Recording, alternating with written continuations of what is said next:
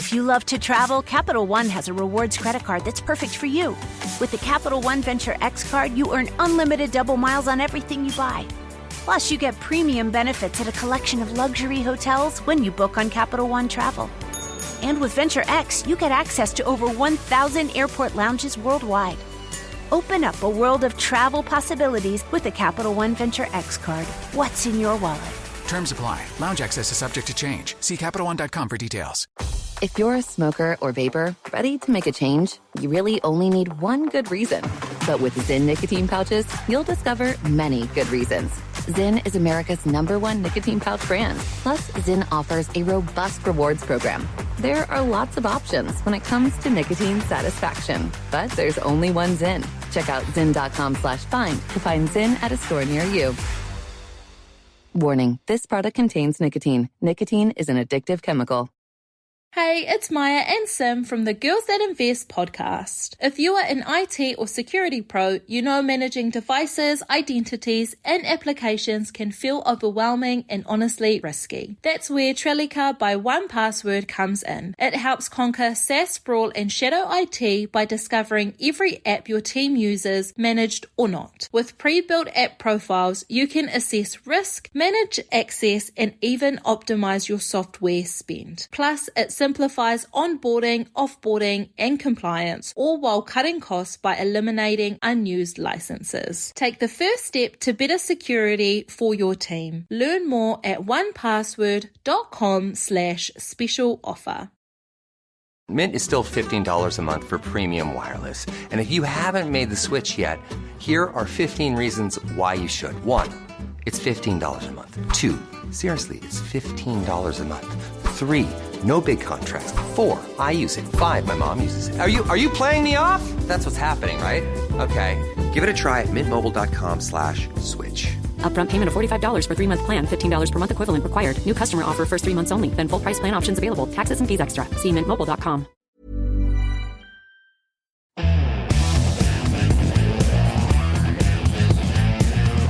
This is the Daily Tech News for Wednesday, October 29th, 2025. We tell you what you need to know, follow up the context of those stories, and help each other understand. Today we are talking speakers, home automation, and how AI is changing that landscape. That's right. I'm Jason Howell. And I'm Sarah Lane. Let's start with what you need to know with the big story. The Echo Dot. There we go. The Echo Dot Max was first announced back in March, along with the Alexa Plus Early Access program. Now we're starting to see reviews of the device. Those are starting to hit. And I was kind of reading through The Verge and thought this would be kind of interesting to talk about. There's a few things that are related to this. So The Verge review shares that the device has some strong points. It delivers good sound quality, stronger bass. It's very capable as far as being a smart hub with support for Matter, Thread, Zigbee, all that stuff that you want in a smart home.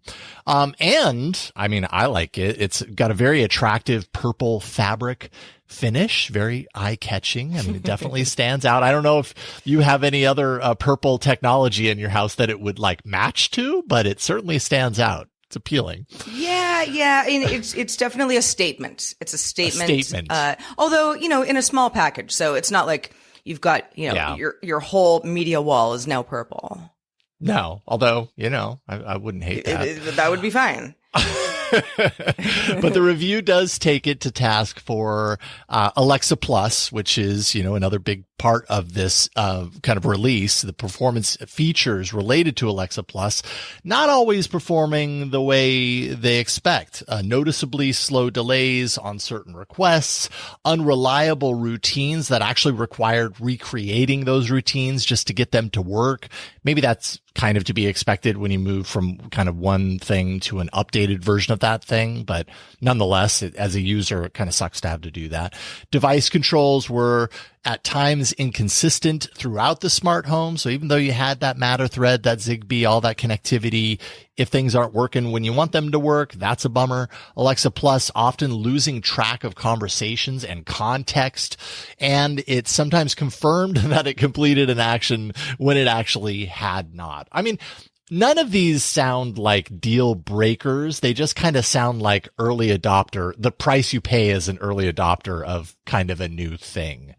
What do you think, Sarah? Well, I'm very excited about this because I'm about to get the Echo Studio, which in fact should be delivered anytime now because it was supposed to be delivered at end of October, early November. So, that's where we are. So I'm going to be hanging out with that for a future Live With It episode. But the Echo Dot Max, smaller form factor, but they're very similar. It does sound like from the reviews that I have read, the sound quality is very good. I am extremely interested in the Amazon Assistant Plus. I just won't say her name, because I know how it triggers people's own home automation systems when they're listening. I messed up on that. I probably said it like 3 or 4 times. Apologies. It's all right. It happens to the best of us. Sometimes you just have to say it, right? Yeah. New feels products. Good. But, so that is a huge part of my house. In fact, I had to rebuild the whole thing recently, because I changed my SSID and that screwed up everything. The whole thing broke. And I have like 8 smart home devices that talk to each other. And Amazon is at the basis of that. So I am very interested to see how the, A plus works on the new speaker, because it comes straight out of the box on the Studio and also, the Dot Max, and how that works with what I've got going on already. Is it going to be seamless? Is it going to, compete somehow? Is it going to get confused? I'm excited to try it because I like to tinker.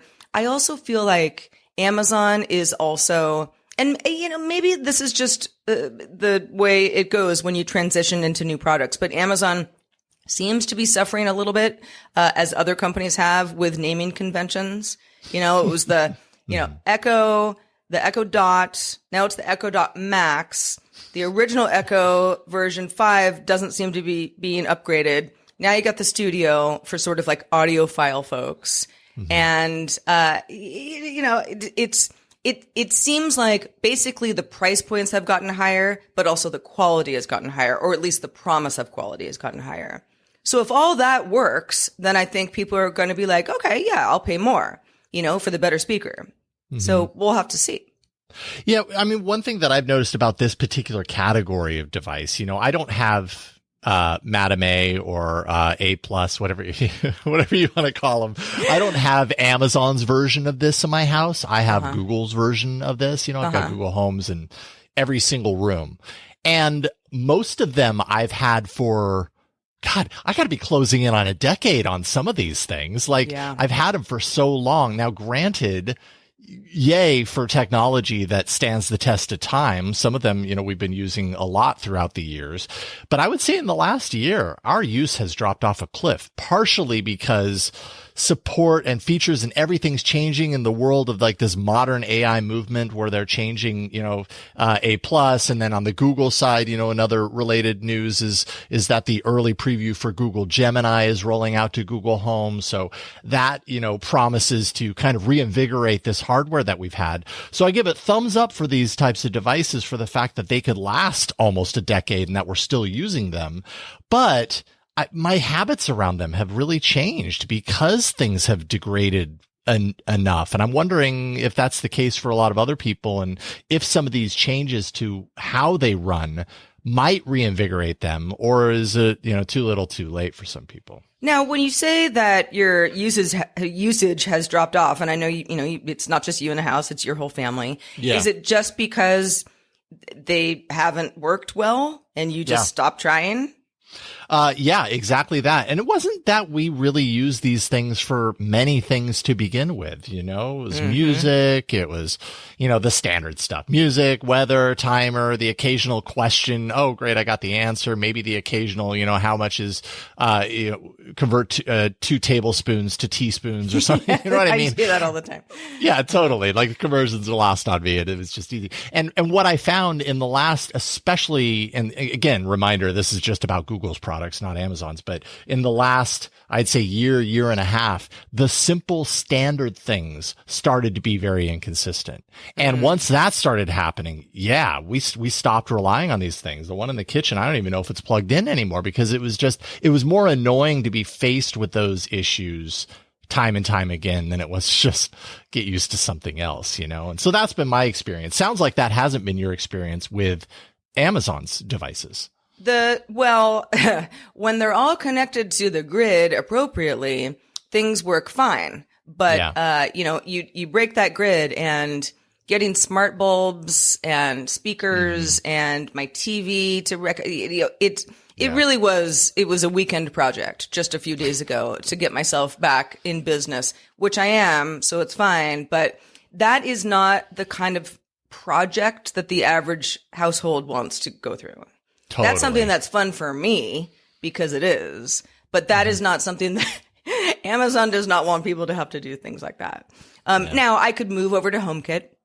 I could move over to, actually for the most part with almost all my products, because my speakers are Sonos that I've chosen, Amazon's assistant for it. But I believe I could, choose Google Home. I could rejigger the whole thing if I wanted to. For now, we're sticking with what we got, but I will be very interested to see what, how the new speaker works, and also how it may work as possibly a sound bar for my TV, which I don't have right now. I mean, it doesn't really work the same way, but I'm already thinking ahead with if I've got a new device, new speaker, sound quality good reviews, I'm getting it. What do I do with it? What room does it go in? How does this affect my life for the better? Mm-hmm. Indeed. Well, I'm sure once you have that, like you said, you're going to be featuring your experience with it on Live With It.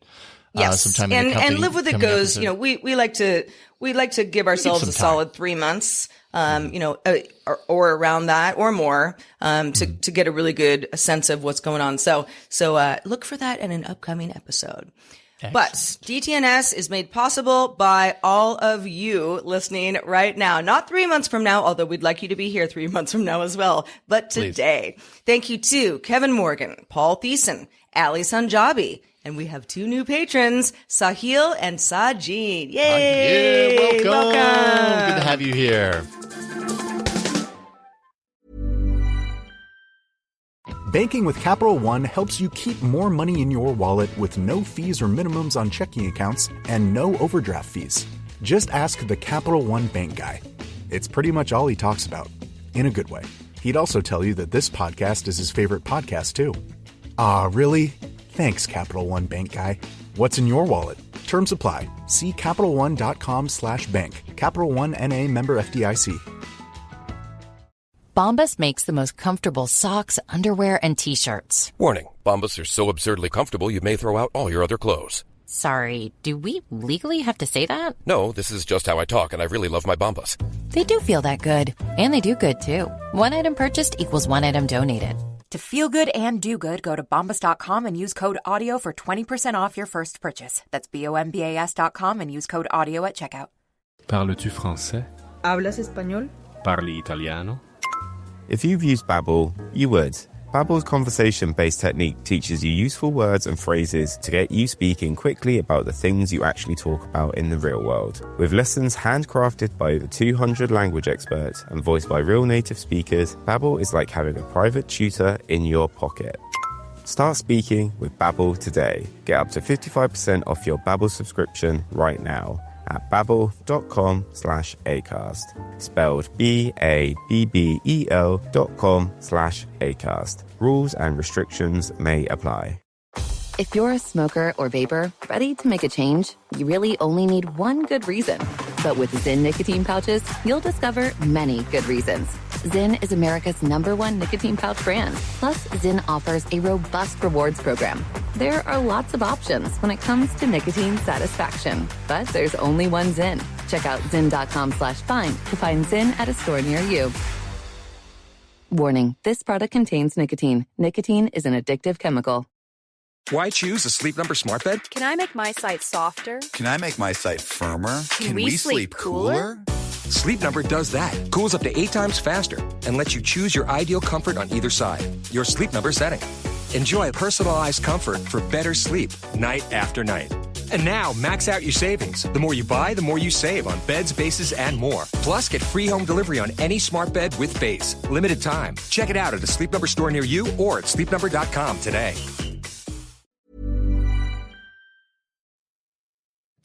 All right, there's more we need to know today, so let's get to the briefs.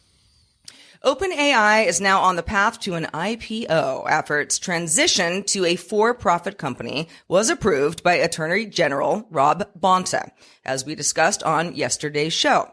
Sam Altman, CEO of OpenAI, shared on X that he's committed to keeping OpenAI in California and communicated as much to Bonta a few weeks ago when the deal was still in progress. He said, quote, "California is my home and I love it here. And when I talked to Attorney General Bonta 2 weeks ago, I made it clear we are not going to do what those other companies do and threaten to leave if sued." End quote. Those other companies. I love yeah, that. we don't. We're a cool mom. We're not like those other moms. We're better than them. Meanwhile, Bonta shared in a memo that cases like Elon Musk's lawsuit against OpenAI would likely not affect the restructuring process. The information says that the court is now unlikely to reverse the changes since regulatory authorities have already approved them. And even Musk's lawyer admits reverting would be a challenge. If Musk does win, OpenAI could still owe him substantial financial compensation. Okay. Well, so this is the way we're going. With that, you blink, and by the end of the week, OpenAI is already, it's not like they've announced, like the IPO is the next thing, but you have to imagine that the pathway seems to be pretty clear for that to be the case. And how fast things change, even though it took a while to kind of get here for OpenAI, it really is a big transition, a big shift in, what we even knew about the company even a couple of years ago. And some people, don't like hearing that this has happened, or really feel like this is an about face that they don't feel comfortable with. Yeah, I mean, the OpenAI going for the IPO was inevitable. As soon as it went from nonprofit to for-profit, that's what's happening. Mm-hmm. The timeline has been a lot swifter than I think a lot of people expected or even realized was possible. Yeah. And we were joking before the show today. There's nary a day goes by where I don't talk about OpenAI, whether or not I want to. My goodness, yeah. It's just it dominates the news, even though AI in general and many companies are doing very interesting things. OpenAI just happens to be one of the front runners, at least in the news cycle. So yeah, staying in California is, that's interesting. You can also say that and change your mind later, right? That's true. You don't sign a decree saying I'm never going to leave. So we'll see. But that's got to keep some people happy. OpenAI also has employees that aren't in California. So it's a global company, but, headquartered in California. So that's a little murky. I don't know how much that really matters. I mean, I know it matters to California for tax purposes, but yeah, as far as Elon Musk versus OpenAI, that's been going on for a while now. It sounds like if Musk's legal team says, yeah, this is a long shot. I know, right? Then, Elon Musk has money to pay lawyers whether he wins or not. So I would be surprised if he's like, yeah, I'll just go ahead and stop caring. Yeah, whatever. Yeah. I don't see him stopping caring. Yeah, I think I'll, fight to the death. But I don't know. Stranger things have happened. Indeed. And they continue to. Apple has accused former employee Chen Shi of stealing Apple Watch trade secrets and then bringing them to Oppo, where he got his next job. Apple claims Shi downloaded 63 confidential files, learned from Apple's technical team, and then upon joining the Oppo team in the sensing technology department, then gave an Apple Sensors presentation, that's in quotes, to a number of employees detailing some of Apple's technology and future plans. By the way, a tagline for the talk was, quote, Are you curious about how Apple's sensors are developed? End quote. Apple alleges that Oppo, kind of sounds similar. Oppo is withholding some of the requested evidence that is required here. Oppo insists that no Apple secrets were discovered upon its own internal search, and that she only discussed general engineering topics during his talk. And the court has now ordered Oppo to submit that documentation that it found by October 31st. So a little bit of back and forth. I mean, the tagline is a little like, it seems to tell you what to expect in the talk. So for a tagline to say, are you curious about how Apple's sensors are developed? And then for it to be general engineering topics that have nothing to do with Apple. I don't know. On the surface, I kind of find that a little hard to believe, but I guess stranger things have happened. And let's go back to the 63 confidential files. Yeah. Right? If he did download those and that was against Apple policy while he was an employee there, that's already the problem. That in and of itself is a big problem. You're right. Yeah, like whether or not he makes a presentation at his next job or does anything with it, you're stealing confidential information. Yeah. Or with the intent to share it at some point. So, so Apple's going to go after you for that anyway. I don't know exactly the details of how Apple knows that this happened. But let's just say that she did do this. She downloaded 63 confidential files, joins the Oppo team, has those files, maybe doesn't share that information specifically with the new team, but knows enough to give information to that new team that might seem kind of, above board, all good, not saying anything too crazy, but it doesn't sound great. Now, if Apple is just in the wrong here and claims that Chen Shi stole a bunch of stuff that he didn't do, then that's another conversation. But it does sound like Oppo saying, we don't have Apple secrets. We just don't. But where was this presentation, made? Was it in the office? Was it at TGI Fridays? Was it casual? Were there slides? I think there are so many moving parts here. Yeah. I'm looking at, in the article on Mac Rumors, is a little image that kind of, I think, was used to kind of promote the talk. And it's labeled as an Oppo talk, but it's a good question. Where did it actually happen? To whom? I mean, my understanding is to the team. And it seems to detail specifically what it is about, but I guess we'll find out. It's also, I should mention, she has asked for a delay in the proceedings due to a recent medical condition diagnosis that is, quote, likely to be significantly exacerbated by participation in a lengthy, high stress and adversarial proceeding. So there's, that there's either politics going on or a true, medical scenario that could impact this. Or some combination of both. Or some combination of probably that, probably that exactly. Well, YouTube is rolling out some major updates to its TV app that you're likely to notice if you do use the YouTube app on your TV. First, interactive QR codes that let viewers shop for products featured in tagged videos that are linked to creators' stores. Now, obviously, not every creator is going to take advantage of this, but a lot of creators do use YouTube as a way to, help people shop, and get some kickback from that. Second, an AI-powered upscaling option that automatically converts lower res uploads to full HD, along with future plans to upscale to 4K quality. Creators will be given the option of opting out of this upscaling. If you're like, no, I don't want that.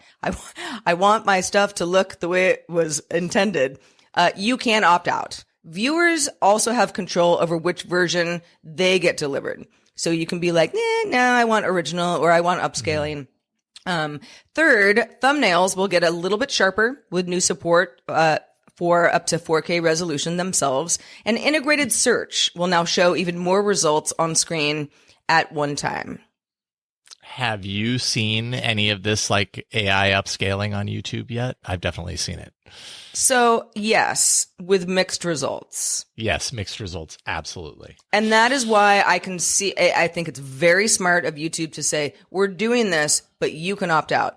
you can opt out as a creator and say, no, you're not going to upscale my stuff and make it look wonky, because it does sometimes look wonky. Sometimes it's kind of like, I don't know. I want to liken it to like coloring a black and white movie, which is not really the same, but it's like, it changes the original intent. Yes. In a creative way. It makes choices. Yeah, exactly. It makes choices and that can impact the content itself, hence why creators are given the opportunity to opt out. It might, the quality might look lower res, but it's still closer to what the creator intended versus the choice that like glossy kind of quality that gets painted over when upscaling happens in certain places and darker parts of it's like the scene and things if it's a grainy like skateboard video on purpose, then right. you don't want this. No. And if it's a video that actually kind of looks better, to the naked eye afterwards, but it wasn't in your creative control anymore, I can still see multiple scenarios where a creator would be like, I don't want this, or I want it selectively, between my videos. And same goes for viewers. You watch something sometimes and you're like, that's kind of weird. It did not render correctly. So is it distracting? As a viewer, I don't want to be distracted. I want to be able to focus on the thing that is the video, not the kind of like tangible quality of how it got upscaled. And now I'm noticing all the glassy thing everywhere, and I'm not focused on the content itself. I'm focused on like the production, and I don't want to be focused on that as a user. So now I want to ask you, Jason, how often do you use QR codes in YouTube videos? Oh, I don't know that I use QR codes often in YouTube videos, but I definitely use QR codes at the right time in my life. You know what I mean? Like if there's a QR code that's offered at a moment when it makes sense for me to want to scan something, I think I've gotten very accustomed and very used to doing that. So I think that's a cool option to give creators the choice, because if you're in the living room sit back environment, I mean, I don't know how else you do integrate some of those kind of product integrations that you get on mobile, it's like you would sort of be like, I like that. I don't know. Perks. Now I got to search it. Like pause, search. Is that the same one? Like a caveman, I've got to search it in a search engine. Yeah. QR codes. It's funny. I feel a little cave person-esque because for some years I was like, QR code. I don't need that. Yeah. And now I'm like, if I get a QR code as an option, that's what I'm doing. Heck yeah. In fact, when I was rebuilding my smart light system that went to heck, last week, and trying to get some of my smart bulbs back on the grid. And, I was contacting customer support. It was a whole thing. And, everyone was just sort of like, oh, just use the QR code on the original box. Mm-hmm. And I'm like, I don't have the original box. Oh, yes. That was years ago. I don't know where the box is. The box has gone away. You saved that QR code, everybody. You save it. Take a picture of the QR code and then pull up the picture on a screen. And right. Yeah, you don't need scissors. Just put that QR code somewhere. All right. And finally, U.S. Senators Josh Howell and Richard Blumenthal have proposed a new bill in the U.S., obviously, U.S. Senators, that would ban individuals under 18 from using AI chatbots. The GUARD Act, as it is named, would require AI firms to verify users' ages through government ID, face scans, other reliable methods as well. The bill would also require chatbots to regularly disclose that they are not, in fact, human, as well as blocking sexual and personal harm-related content for minors. Now, this comes a few weeks after Senate hearings on AI safety that actually brought attention to the impact of these kinds of chatbots on kids. And in a related note, Character AI will ban users under 18 from chatting with its AI characters. This starts November 25th, 2025, so not specifically related to the GUARD Act, but definitely tangentially related. From now until that date, teen users will be restricted to 2 hours of daily chat leading up to the ban. I mean, possibly even like cutting down over time. So it's kind of like they're weaning them off of chatbot. The company is also rolling out an age assurance model for detecting and flagging underage users to direct them to a teen safe version of their chat service. Well, as someone who was a teen once, I think some of these measures are good ideas, especially because, there's growing worry with some people, not everybody, but growing worry that, teams are being harmed by these models. That, it's all moving too fast. They have access to information that, isn't good for their development, into adults. Yeah. Now, back to me being a teen, there are workarounds to all of these things. There 100%. Always have. There always have been. So I sometimes am a little eye rolly about this stuff because it's like, they'll just figure out how to use it as an adult. They'll use someone else's ID or, whatever. But the point of it, I think, is to say that if you're under 18, you can't use a chatbot. Like, I don't know. I mean, it's like alcohol and cigarettes. It's like, this is not like a bad thing overall. It's not 100% harmful to younger people. It just needs to be, measured in a different way. I think that's where we're at. And so you've got the scared folks saying, nah, just get rid of it. Right. Young people aren't ready for this. Very reactive. And what defines a chatbot too? Like, is it, character.ai where you're actually conversing with a chat bot that has a personality, in air quotes, that has an identity, let's say. That's maybe a little different than chatting with ChatGPT because you have a question about, but yet the delivery mechanism is similar. So does this impact that? Throwing the baby out with the bathwater, as they say. I don't know. Yeah, I agree with you though. These things can be very reactive. And there's a lot more detail between the lines. I'm interested to see if, you know, I know that character AI is restricting to 2 hours daily. And then saying, and then we're not going to do that at all, after November 25th. And I just want to know, you know, what kind of loopholes are there? And if the company is convinced that there aren't loopholes, you know, how do you do that? How do you keep kids off things that they want to use? I think there's only certain things that you can do. And, you know, which kind of raises for me the question of like, okay, what is the motivation then here? Is it to appease the people who say you need stricter boundaries, or is it to actually put fixes into place that do the things? You know what I mean? Yeah. If they're putting an age restriction boundary like enter your age, which I don't think they're doing here, but that's what we've seen so many, you know, time and time again. We've all known over the years how ineffective that is. It's very easy for me, if I'm not 18, to enter the numbers 1 and 8 and then hit enter and say I am 18, you know, get beyond it. So there are ways around all these things, like you said. So we'll just have to wait and see. And finally, a few quick headlines that are just good to know if you want to understand the news coming in the future. Thank you to R.W. Nash in our subreddit for the heads up that Grammarly is rebranding its name to Superhuman and merging its writing tools with the full Superhuman suite, which it bought previously. It's now available today for all paid Grammarly Pro users. Okay. Google announced that Chrome will soon require user permission before opening insecure HTTP sites, making secure HTTPS connections the default. This begins with Chrome 154 in October 2026. I swear, I thought they were already doing that. I thought so too, but there you go.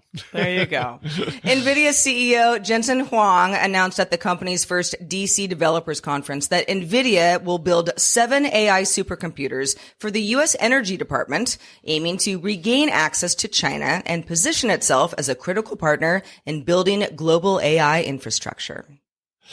This one's interesting. Italian tech company Bending Spoons is set to acquire AOL from Yahoo for $2.8 billion in debt financing. 1 month, by the way, after it also announced its acquisition of Vimeo. So Bending Spoons coming for all that old, those old properties. Bending Spoons, I mean, they are great at acquiring companies. But wow, when I read this morning, AOL sold to Bending Spoons. How times have changed. Yeah, who would have thought? How times have changed, yeah. I used to work at AOL, so, maybe I would have been an employee of Bending Spoons. I'd live in Italy or something. Nintendo is releasing the Legend of Zelda Breath of the Wild soundtrack on vinyl in the US for the first time, with deluxe and limited edition collections available June of 2026. I mean, that vinyl cover looks sexy. It looks nice. I want that. I don't know that I've ever listened to it. I knew you were going to be into this one, Jason, as the audiophile of the crew. Hey, everybody, just a reminder, we do live streams all week long. Catch them by becoming a subscriber at youtube.com/Daily Tech News Show.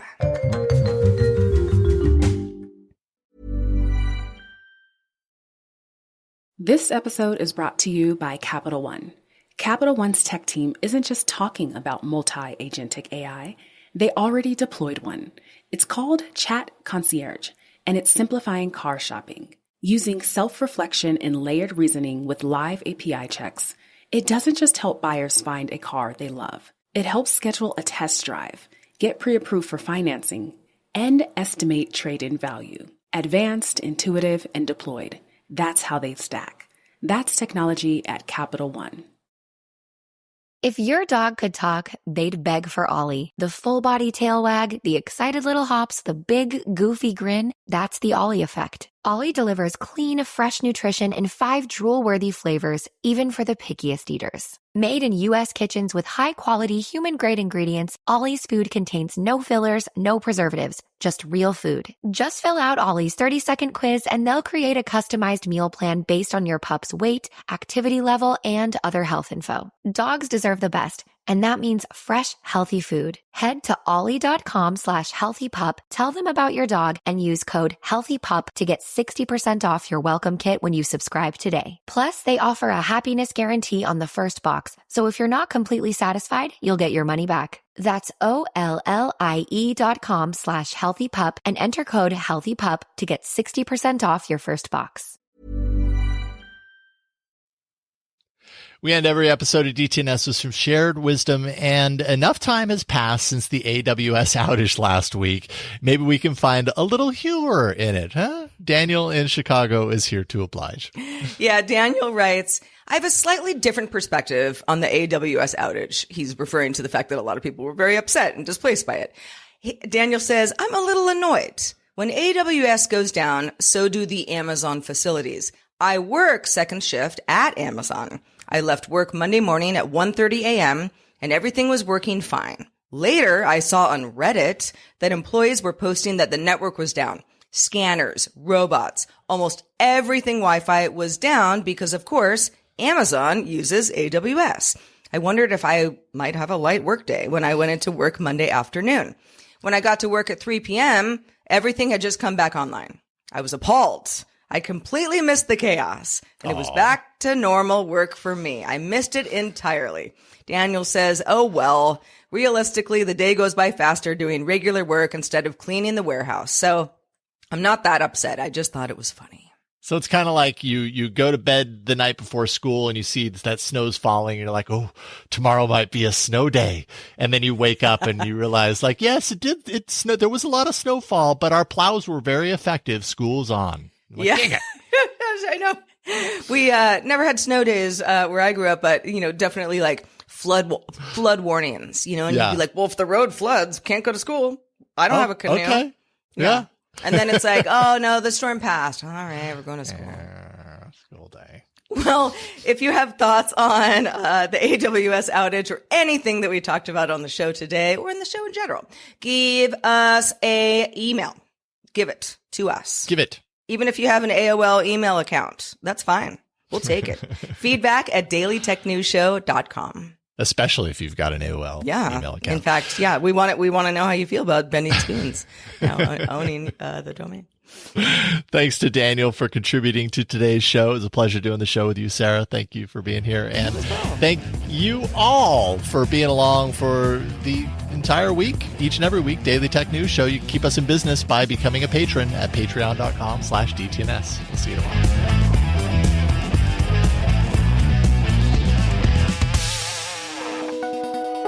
The DTNS family of podcasts, helping each other understand. Diamond Club hopes you have enjoyed this program.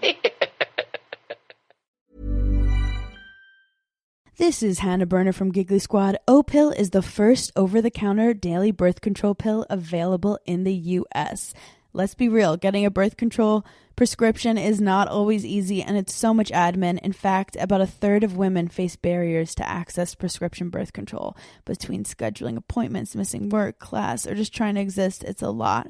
But now O-Pill is putting birth control in our control. O-Pill is a daily birth control that's FDA approved, full prescription strength, and estrogen free, and 98% effective when used as directed. Grab it online or at most major retailers, no prescription or doctor's appointment needed. So if you're thinking about birth control, check out O-Pill to see if it's right for you. Use code GIGGLY for 25% off your first month of O-Pill at OPILL.com.